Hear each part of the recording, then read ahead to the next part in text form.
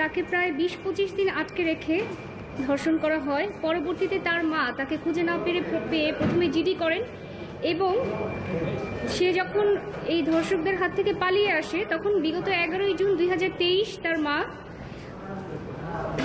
নারায়ণগঞ্জে রূপগঞ্জ থানায় মামলা দায়ের করেন।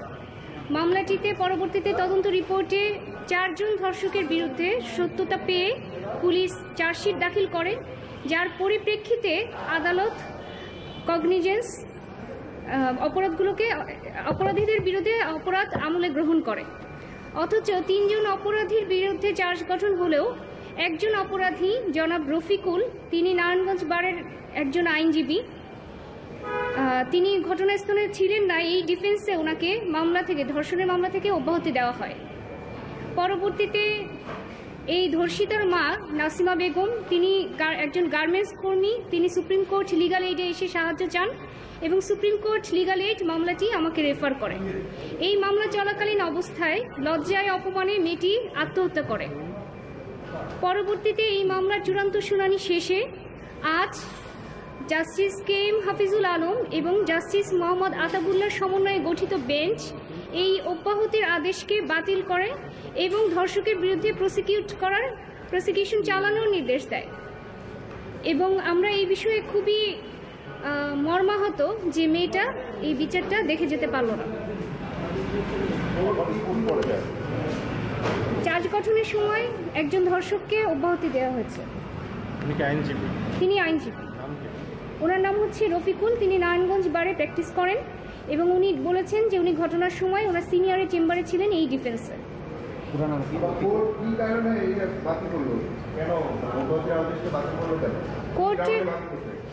কোর্ট মূলত আমাদের হাম্বল সাবমিশন ছিল কোর্টের সামনে যে উনি আদৌ সেখানে ছিল কিনা সেটার কোনো প্রমাণ দেয়নি। শুধুমাত্র তার কথার উপর ভিত্তি করে একজন ধর্ষককে, অপহরণকারী এবং ধর্ষকের সহায়তাকারীকে যদি ছেড়ে দেওয়া ফলে মেয়েটি পরবর্তীতে সুইসাইড করেছে।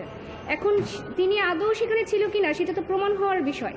প্রমাণের আগেই যদি তাকে অব্যাহতি দেওয়া হয়ে যায় চার্জ ফ্রেমিং এর স্টেজে, সেটা আইনের ব্যত্যয় ঘটানো হয়েছে। তার ডিফেন্স প্লি নেওয়ার কোনো সুযোগ নেই এই স্টেজে। অন্য আসামিদের বিরুদ্ধে চার্জ গঠন হলেও বর্তমান আসামির বিরুদ্ধে অব্যাহতির আদেশ দিয়ে কোর্ট তাকে অব্যাহতি দিয়েছিল, যেটা হাইকোর্ট, মহামান্য হাইকোর্ট এটা বাতিল করে দিয়েছে এবং তার বিরুদ্ধে প্রসিকিউশন চালানোর নির্দেশ দিয়েছে। বিচার চলবে, তার বিরুদ্ধে অবশ্যই বিচার চলবে।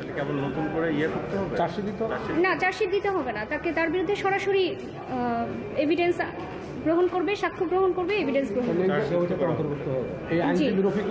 আসামিকে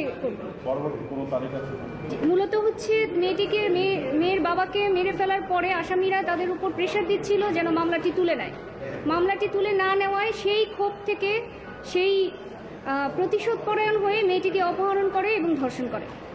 ধর্ষণের ঘটনাটা হয়েছে, মামলা হয়েছে 11 জুন 2023, আর মামলায় পরবর্তীতে অব্যাহতি পেয়েছে 29 নভেম্বর 2023। মেয়েটির নাম হচ্ছে মাহিমা আক্তার।